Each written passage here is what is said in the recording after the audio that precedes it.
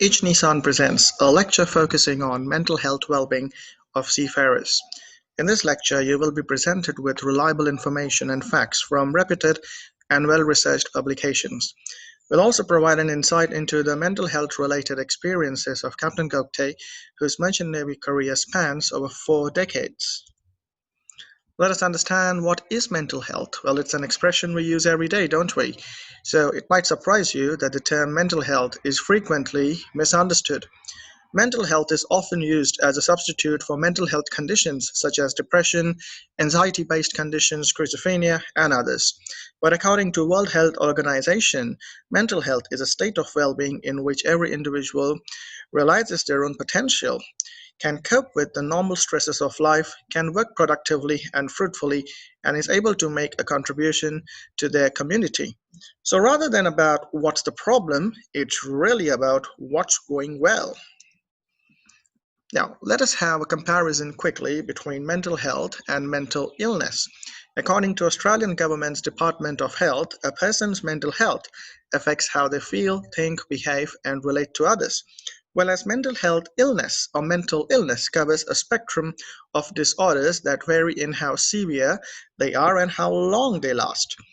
Let's have a look at the Australian landscape with some data from 2014. Within Australia, at least 1 in 4 Australians aged between 16 to 24 were living with a mental health disorder. Young women, almost a third, and young men, almost a fourth, had mental health disorder. The top 3 issues of concern to young people were either school or study-related problems, which made up 38% of the problems. 37% of the problems were related to coping with stress, while as 31% problems were based on body image. Almost 3.27 billion a year in dollars was lost in productivity because of mental illnesses faced by young men and women within the labor force. In fact, Australia lost more than 9 million working days per annum between the total population. So this is the overall landscape and the severity of the problem within the Australian landscape back in 2014. Things haven't gotten really better. However, there is a lot of increased awareness among people to spot or lock or target areas between schools, for instance, or from students from schools who face mental health issues. So coming to the schools part, there is an increased awareness at schools as well. There are strategies to implement mental health within different schools. The recommendations are relaxation, having mentors, providing material to create awareness, having a curriculum within the education that talks about mental health disorders and mental health well-being. It's also about creating role models, having workshops at regular intervals, providing qualified support system, even educating the parents and having lessons and conversations to bring up the issue and awareness within the mental health sector or the mental health area within the schools. Now, how can a person offer to get help, or how can a person actually get help? How can you offer, for example? So for starters, people could stop believing unreliable websites. They could stop believing in their WhatsApp forwards or Facebook posts by non-qualified individuals. People could also take some time to read the Beyond Blue website and to get a good understanding about depression, anxiety, self-harm, parental depression, and also old age depression, suicidal thoughts, and bullying related issues. Beyond Blue provides a range of articles, a range of techniques and exercises to overcome mental health issues. It also provides a lot of avenues and a lot of material for people who would want to provide support to others. So simply writing on Facebook to come and reach out is not really advisable. Not everyone suffering from mental health issues is going to reach out. So how can people actually offer help? That can also be found out by checking the Mental Health Australia webpage. Now, people around the world could check the websites from their respective countries, but regardless of the country that you live in, you could always check the Australian website, which is very reliable and has in-depth knowledge and research for providing recommendations about mental health issues faced by individuals. You could also enroll yourself in a mental health first aid course. I am a qualified mental health first aid giver, and I found the course very useful. It was an eye opener for me. I renew it each and every year, which actually gives me some standing in making this video as well. So try to enroll yourself in a mental health first aid course. It will be very useful. So what is this mental health first aid? Every year, 1 in 5 Australians will experience a mental illness. Many people are not knowledgeable or confident to offer assistance. So even if you would like to offer assistance, you might rely on websites or might not know what exactly to offer. So physical first aid, the first aid that we always talk about, is accepted and widespread in our community. However, most do not cover mental health problems. So mental health first aid, the MHFA, teaches people the skills to help someone who they are concerned about. So if you're really concerned about someone, instead of writing it on Facebook, you might as well get a first aid mental health first aid course done, which would really be beneficial to the person needing the help. There are a lot of useful mental health links that our video is providing. The one by WHO, Mental Health First Aid by Red Cross, Beyond Blue, the Black Dog Institute, Moodgym, Lifeline, RUOK, and within the Indian context, the Vandrevala Foundation, Live, Laugh, and Love Foundation, and also United for Global Mental Health Foundation. All these links are actually given in the description box of the video, so you could check it out. So that was a little background about overall mental health. But what about a particular career? What about a particular industry? How about the mental health of seafarers? Imagine, imagine for months and for months being in this situation. Take a moment to get the feeling. You're in the middle of the ocean, only surrounded by people who are the crew on the ship. You hear absolutely nothing, just the ocean and you, for days and weeks and months without even seeing land, not seeing anyone apart from your work colleagues. There is no way you could jump off the ship. Ship is where you are for months. How is that going to affect your mental health? A research by Yale University that was commissioned by the ITF Seafarers Trust spoke to 1,572 seafarers representing serving seafarers of different ranks across the world on a variety of vessels with different flags. It found that within 2 weeks prior to being surveyed, in the 2 week period, 20% of seafarers contemplated suicide or self-harm on several or all days. And this was a 2019 research. We can only imagine how worse things would have been during the COVID-19 situation. The study also found a link between poor mental health and a greater likelihood of injury and illness on board. Possible causes identified in the study include lack of adequate training, exposure to violence or threats of violence, and low job satisfaction, among many other factors. Now, over to Captain Upendra Sridhar Gokte, known as Captain US Gokte. Captain Gokte will now share his experiences at sea, about the changing times, and about the challenges faced by his crew during his illustrious career at sea, spanning over 40 years, over 4 decades. So over to you, Captain Gokte. Hi, I'm Captain Gokte, and as much as the pandemic, the Corona COVID-19 pandemic has impact on the whole world, the shipping industry has also been going through a lot of effects of this pandemic. And currently, very much in focus subject is that of mental health of the seafarers.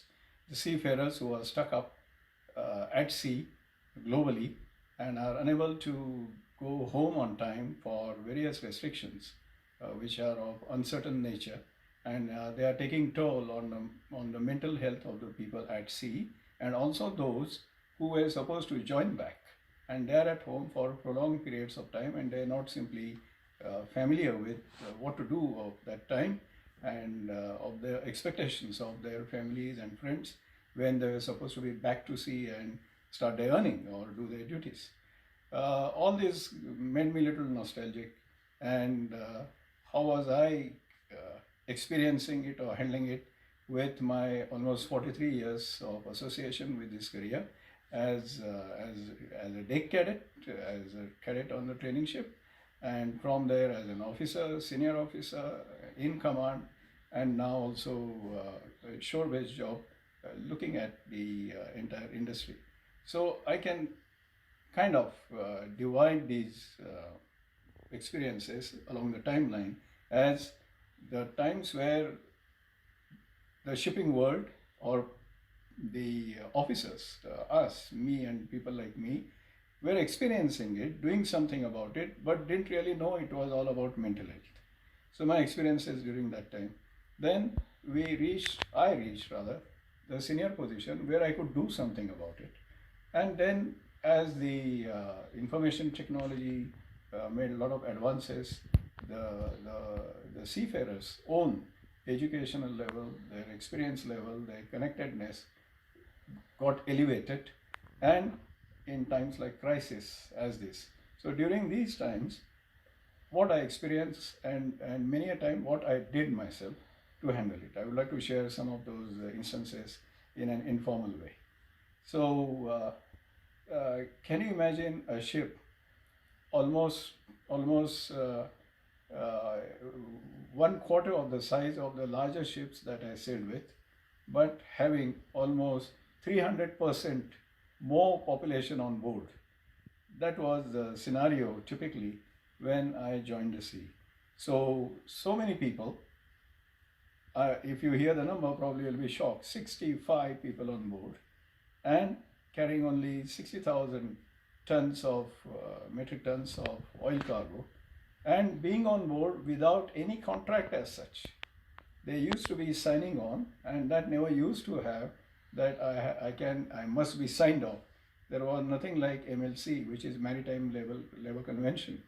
There were, of course, nothing like human rights. In fact, as cadets, we were the indenture cadets when I joined the sea. And indenturing can be associated with the olden day stories where the sugarcane farm workers were the indentured laborers from the colonial states to their overseas states such as Mauritius or Malaysia and Fiji and all those countries. That long before, many years before that became condemned or that got stopped.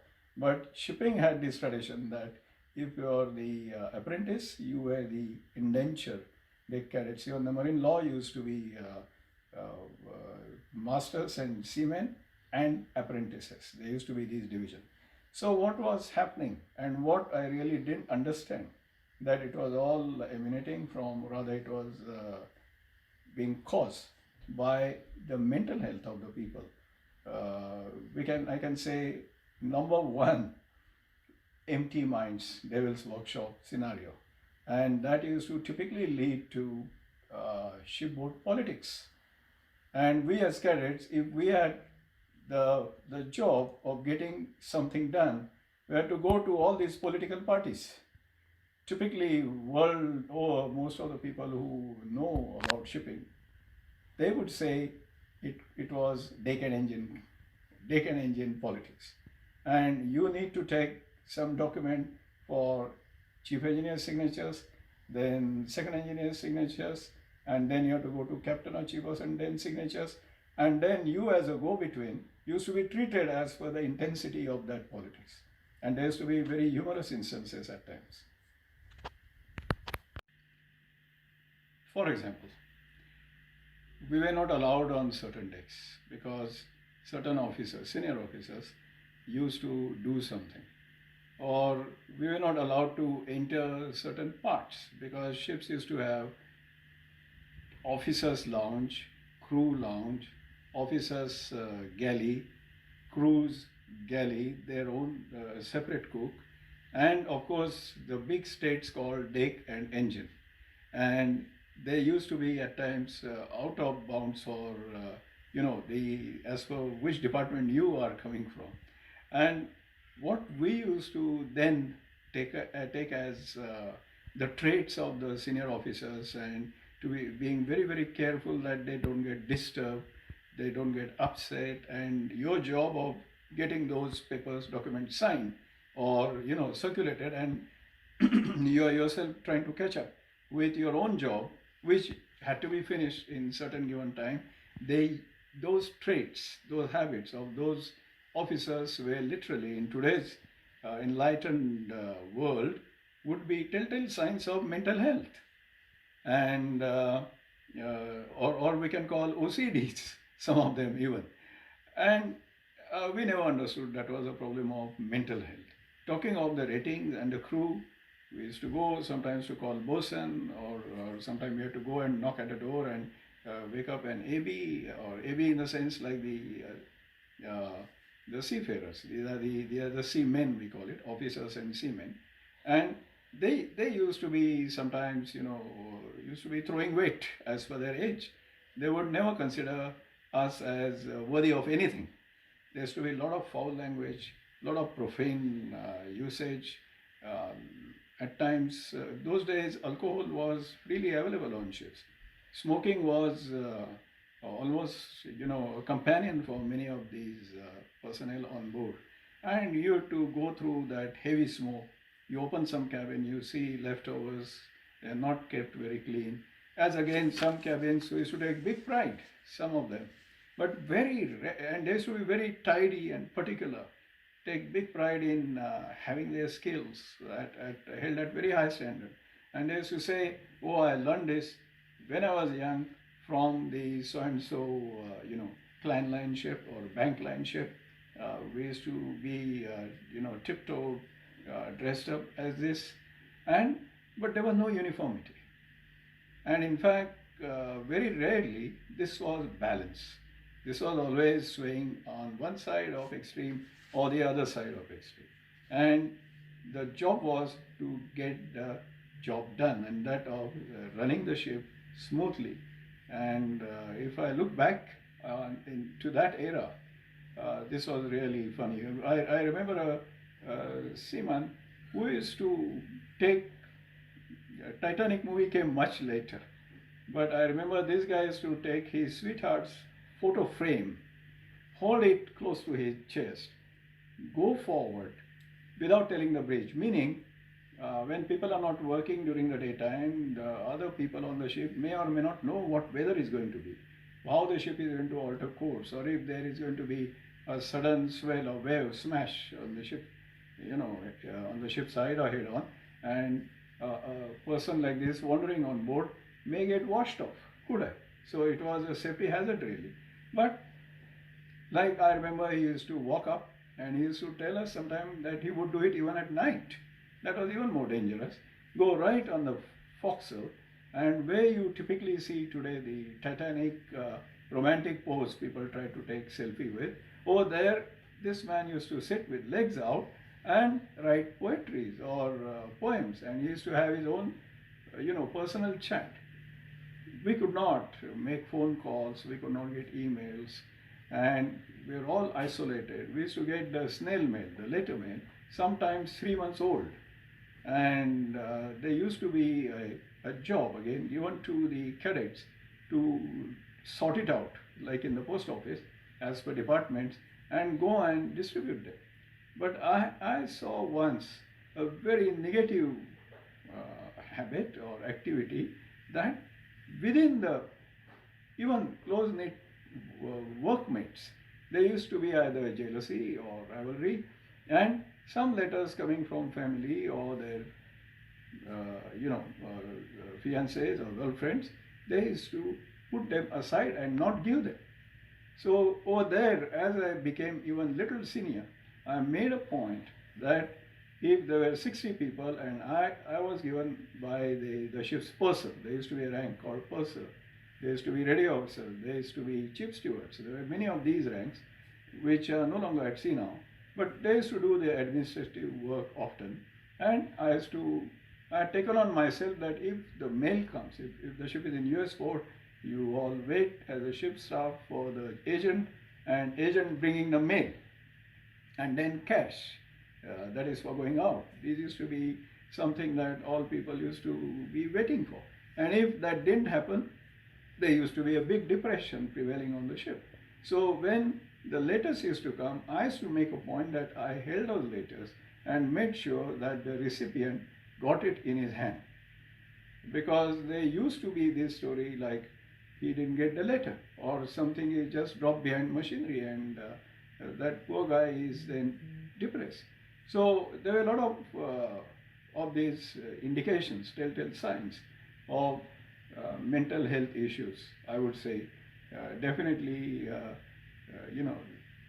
that won't be seen so much nowadays on board. So as the time passed, somebody who liked to be shabby, somebody who liked to be very, orderly, and it was almost like left to people. Then some some people became close friends. We used to call them they have their chit chat session in their cabins over a drink sometimes, and it used to go out of hands, and a disciplinary action was necessary if it went to the extreme levels. As I started growing senior, going up the ladder, side by side, the world was changing. The rules were changing. The show-based management had more and more insights into what was going on the ship. I had also seen a lot of good things. There were some communities who used to come as a tradition to see. For example, the seamen coming from Minicoy area. They, I don't know its sociological reference, but we used to call them Koibu people. Hopefully it is not an offensive word, but on the ship it was accepted word. It was a Koibu community. And if they joined the ship, any one or two or five of the Koibu seafarers joined the ship, their signature skills or activities they used to keep themselves busy with were they used to make a ship model, and they used to extend their fishing gear, and they used to wait for some large fish being caught sometime. I never saw in that gear anything being caught, but I was told by some of my known people on other ships that yes, that big contraption of a yardstick going out with a big hook trailing behind, and they caught, and then of course they had a feast with that fish. As far as the creativity goes, I sailed with some of the Italian seafarers, and they used to have extraordinary skills again in making boat models, but it used to be very technical. Often I have seen an Italian engineer clubbing up with an Italian deck officer together at home. They were having had a workshop, and while coming on the ship, they would bring a small finished plan blueprint of its design, and they used to make a perfect boat model to that order, to that scale. And then sometimes funny things used to happen. Somebody on the ship used to buy it by cash also. They used to sell. So there were a lot of constructive things also going on. People used to paint. As I grew further in the hierarchy of the ship, and eventually became senior officer and then captain, cabin inspections became very important part. And I used to take it very seriously, the way it is expected. And it was part of looking after the welfare of the ship staff. So that involved going from cabin to cabin once a week and making sure all the fittings and provisions are okay. And so also there is no hazard for the safety of other occupants of the ship's accommodation. And the things I noticed are some guys used to do sketches, pencil sketches. You cannot imagine how fantastic, almost professional looking sketches some people would do. Or again, making something. So all these guys used to have their own occupation, which helped their mental state in a balanced manner by having some sort of hobby, some sort of occupation, instead of leaving it in anxiety, leaving it in loneliness, and literally, being captured or going under the influence of the negative shades of mental health. What I realized over the period of time was being balanced is not a condition that is automatically provided. The work has to happen.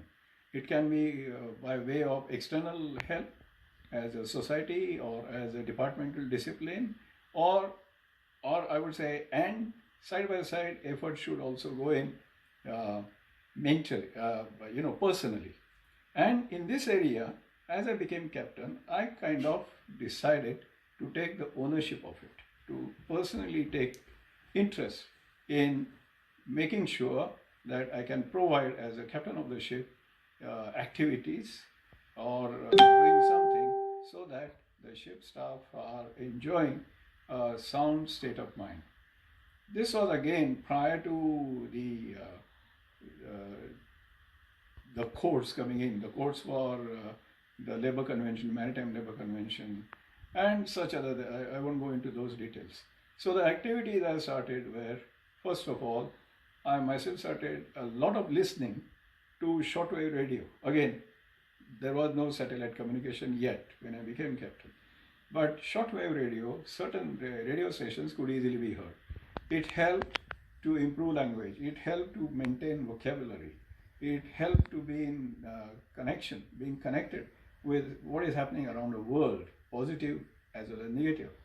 And for example, I was a avid listener to the BBC World Service and their numerous information providing programs that helped me to maintain my own lingual ability as well.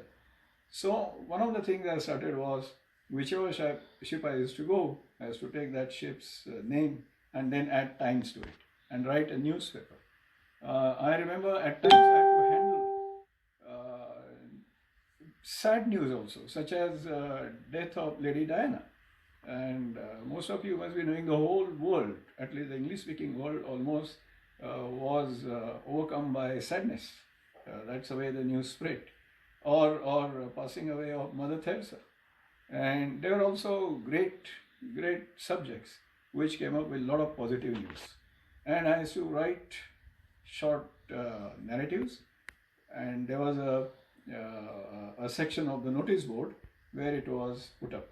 There were no, I didn't have any apps to design it, but gradually I realized people are taking interest. Then if there was any, I used to have the crew list in front of me, and normally the senior cadet used to be given the job of reminding me of any forthcoming birthday. The birthdays were celebrated, but again, it was at a time when alcohol was still on board, it was not yet banned, and there were possibilities that somebody who may go a little bit over, and ship is always running 24/7.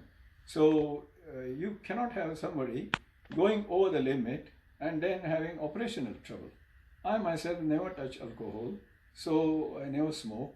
So I was at advantage of monitoring and making sure that nobody is humiliated in these parties or those games or in general discussion or behavior. So in a subtle way, we used to get people out of it if the discussions, games, they started going towards making only a certain group of people looking good or going only as per their liking, and others feeling left out or thinking sad or being humiliated. So this I could do with my referral authority on the ship as well as the vested authority as a master, and this was a very important part. So I used to do it was very creative for me also. I learnt a lot.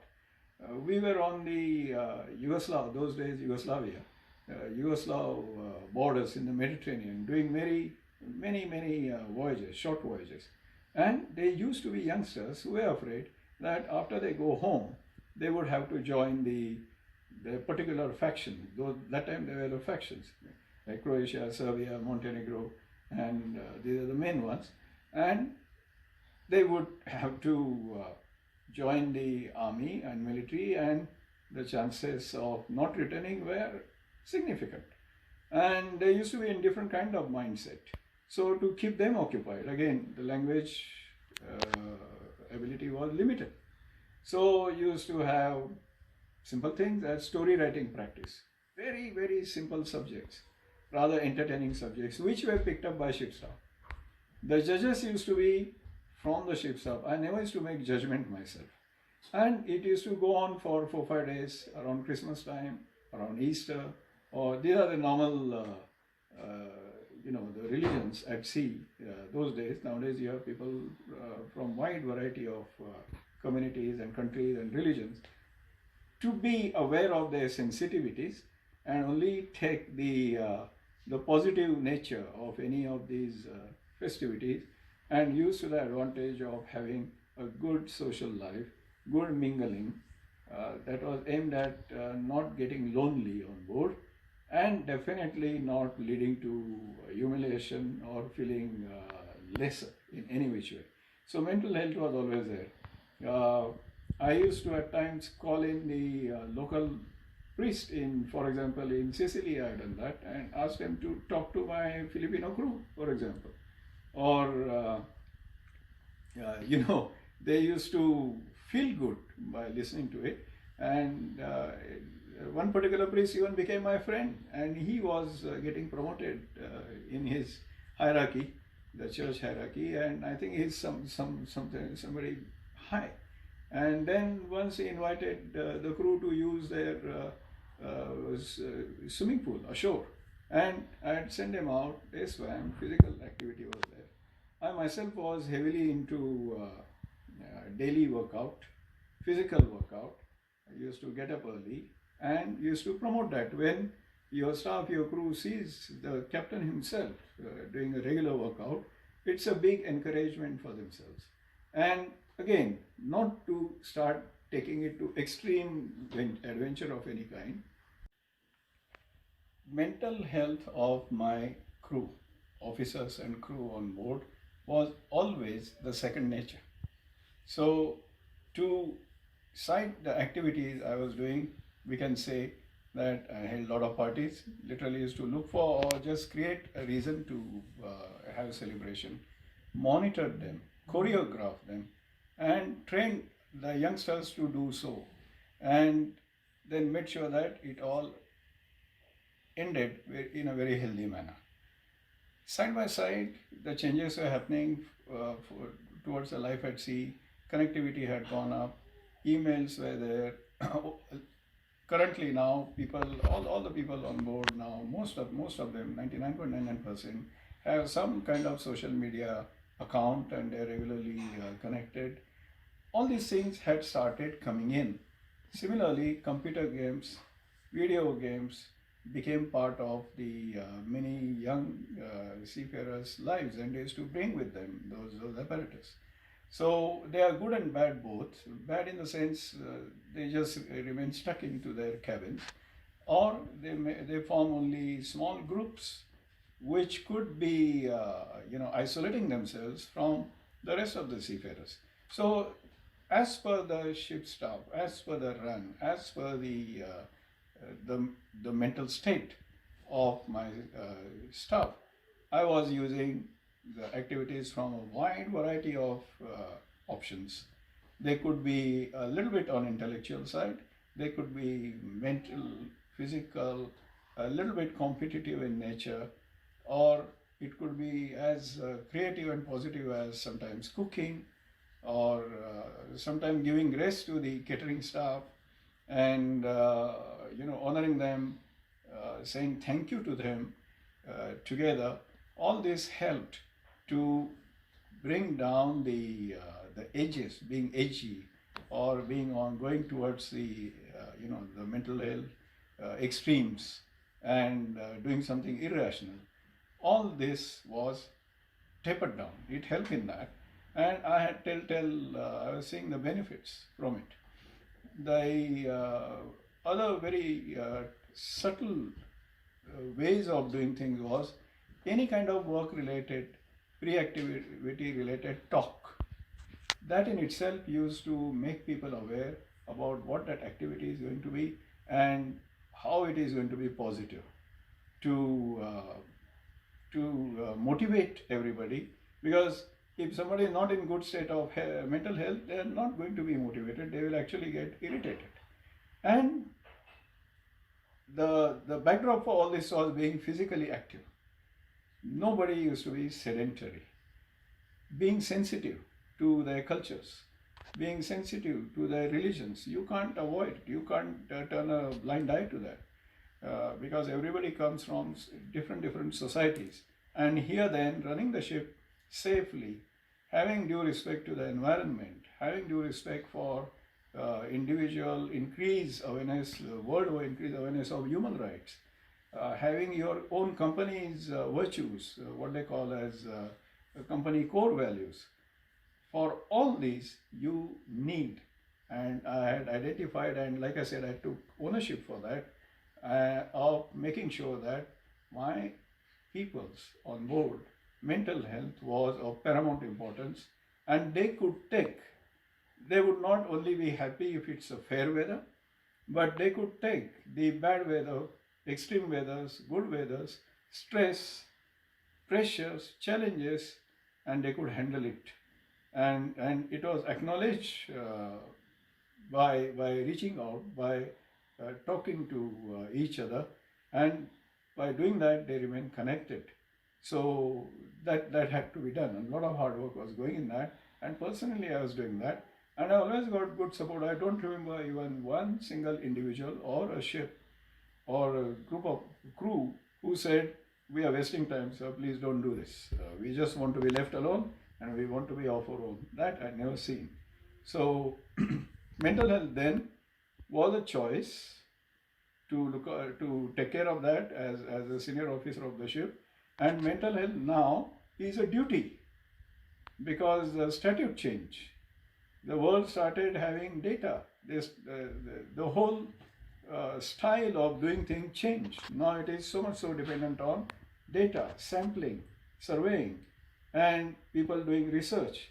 So that brought in now, in order to have a uniform application, attention to this important subject, they started highlighting, they means the entities who publish the data, they started showing that there is high instance of suicides at sea, and then the rest of the arenas, and the regulations stepped in.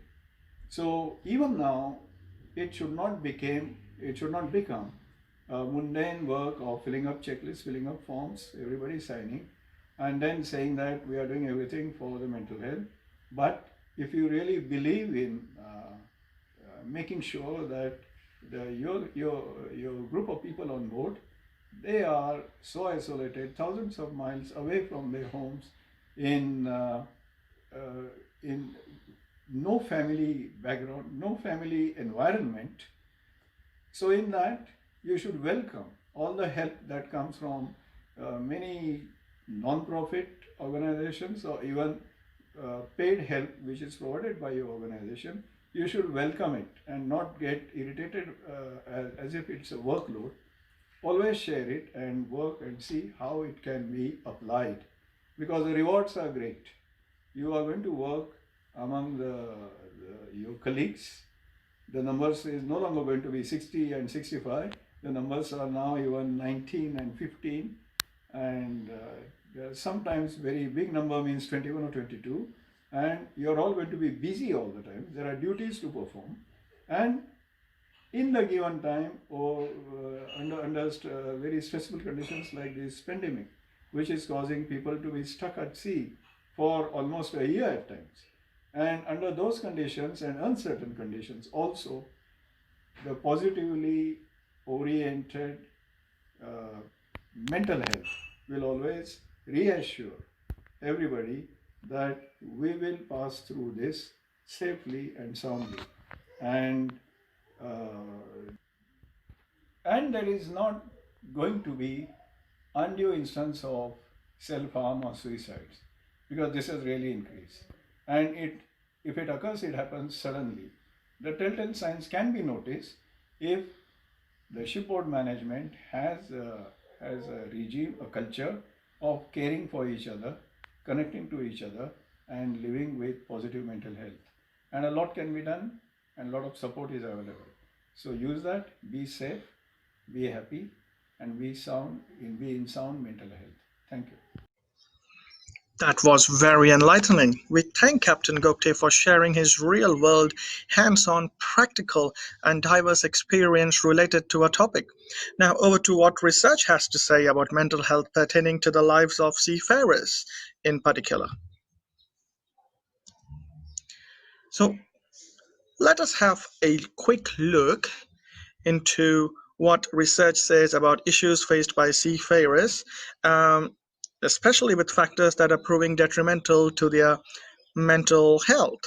So the factors are isolation and loneliness, lack of shore leave, fear of criminalization within different countries, fear of job loss and separation from family, sometimes even too much work, poor food on the ships, experiencing discrimination because you have people of different races, people from different countries on the ships, being blamed for things and falling out with superiors. And one of the major issues that was interestingly found out by this reliable research by various organizations was the politics and issues between hands-on onshore crew and offshore office management staff.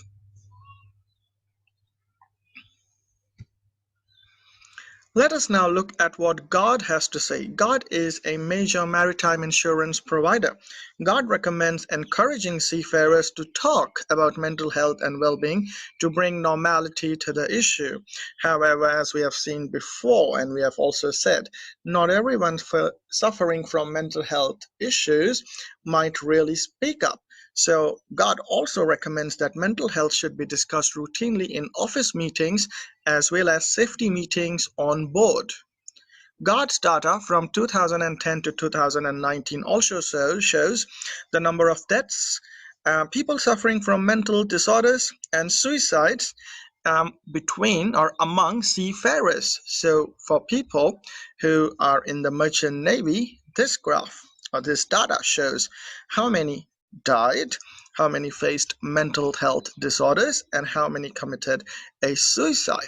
We can see obviously that the total number of deaths are high right until 2018, but that wasn't the case in 2019, or we could say 2019 onwards, where clearly mental disorders have overtaken the total number of deaths. It means we are having people living with these disorders and suffering and struggling each and every day of their life. God has also come up with data based on mental health illness by age group among the seafarers. It shows that mental health issues faced by seafarers between the ages of right from 46 to 50, 51 to 55, 56 to 60, some who are over the age of 60, even youngsters who are below the age of 25. That is also very concerning because seafarers who are under the age of 25 form 12% of the total number of mental health sufferers among the seafarers. It also shows the suicide by age group among seafarers, and it gives a breakdown of different ages. From this particular pie chart, we see that the highest ratio or the highest percentage of suicide among seafarers is for the group that falls between the ages of 36 to 40. It's lowest for people between the ages of 56 to 60 and 46 to 50, but it's again high between the ages 41 to 45 years. The distribution of mental illness and suicides by age groups suggests that all age groups are equally vulnerable, or we could rather say they're all vulnerable. But looking at the charts before, it is evident that the cases of mental illness are equally distributed across the age groups 26 to 40, and that's if we increase the age range. And we see more suicides in seafarers above 36 years when compared to their younger peers. So God has also come up with a few recommendations. The issue of mental illness is a vast subject, of course, as we have seen, and members and clients are urged to spend more time in understanding the problem according to God. As a starting point, it is important to accept that seafarers have the same challenges, feelings, and motivations in their day-to-day life as anybody else. In addition, they have the challenge of being constrained 24/7 on board a ship for long periods of time and far away from friends and family. Their behavior can be a response to the environment on board the ships. Seafarers should be encouraged to talk about mental health to bring normality to the issue. Mental health should be discussed routinely in office meetings as well as safety meetings on board. Providing the master or senior members of the shipboard team with PFA training To tackle the mental health crisis at sea, Yale University recommends enhanced support for cadets with proper training and an improved complaints procedures. Efforts to destigmatize mental health in company culture, which is absolutely important, and work to recognize and intervene to address workplace violence. There are some other recommendations by other independent research as well. The methods of strengthening relationships on ship, and a few recommendations for doing so are providing internet and satellite TV, video games, access to email, and digital health, that is, having some mobile applications that can monitor the digital health. An example of this could be having Fitbit. There could be some activities promoting social interaction on board. When we say on board, it means on the ship. So it could be sports activities like basketball, squash, swimming, table tennis, leisure activities like darts, barbecues, karaoke, card and board games, social interaction with crew members, and also the provision of gym equipment. There could be improvements in mental health, mental well-being, through varied good quality food. Food has been seen as an issue causing mental health issues. Comfortable facilities like good quality mattresses and furniture to facilitate rest and sleep, and also strategies to increase mental resilience of workers. There could be some employment arrangements as well, such as anti-bullying and harassment policies, policies on continuing to or returning to work after common mental disorders, shore leaves for all ranks, employment contracts balancing work and leave, and also practices that restrict tour length to a maximum of 6 months. There could be training and awareness. That could include self-help guidance on improving mental resilience, well-being training provided to all the ranks, training to create positive working environments. Managers should be trained as well to discuss mental health and well-being with workers. The focus of mental health well-being shouldn't just be on crew on board, but also to the management staff offshore who are managing the crew directly from their offices. There could be organizational support, advice on identifying work related risk factors for health, including mental health, confidential counseling services, environments that promote respectful interactions with workers, and a comprehensive health insurances and services. So, with that, these were this was our particular session, our little lecture by Ichni-san on the mental health well-being of seafarers. There are a lot of helpful mental health support links for seafarers in particular that we have provided in the video description. So check out the YouTube video description where you'll find all the links, and specifically the ones pertaining to seafarers as well, that include ISWAN, Australian Maritime Safety Authority, Sailors Society, My Wellness at Sea, and Mission to Seafarers. With that, we don't say thank you. In the Merchant Navy for Seafarers, we say bon voyage. We'll see you in our next lecture. Thank you very much.